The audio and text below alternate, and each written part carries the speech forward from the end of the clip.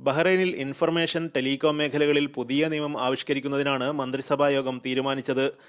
ഇതു സംബന്ധിച്ച നിയമവശങ്ങൾ കൂടുതൽ ചർച്ചയ്ക്കായി പാർലമെന്റിന്റെ പരിഗണനയ്ക്ക് വിടാനും മന്ത്രിസഭായോഗം തീരുമാനിച്ചു. മാധ്യമമേഖലയിലെ പുത്തൻ പ്രവണതകൾ പരിഗണിച്ചായിരിക്കും നിയമം കൊണ്ടുവരിക. അഭിപ്രായം പ്രകടിപ്പിച്ചതിന്റെ പേരിലോ അല്ലെങ്കിൽ ശരിയായ വിവരം നൽകിയതിന്റെ പേരിലോ പത്രപ്രവർത്തകരെ തടവിലിടുന്നതിൽ നിന്ന് നിയമം സംരക്ഷണം നൽകും.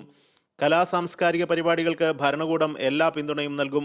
ഈ രംഗത്ത് സാംസ്കാരിക മന്ത്രാലയം നടത്തിക്കൊണ്ടിരിക്കുന്ന പ്രവർത്തനങ്ങൾ മാതൃകാപരമാണെന്നും മന്ത്രിസഭായോഗം വിലയിരുത്തി.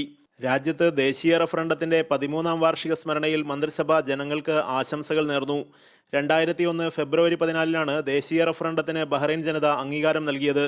രാജ്യത്തിന്റെ പുരോഗതിയും വികസനവും ഉറപ്പുവരുത്തുന്നതിന് ഹമദ് രാജാവിന്റെ പരിഷ്കരണ പ്രവർത്തനങ്ങളുടെ മാഗ്ന കർട്ടയായാണ് ഇത് വിശേഷിപ്പിക്കപ്പെടുന്നത്.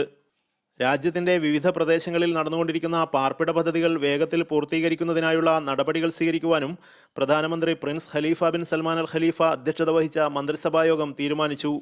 Media 1 Bahrain.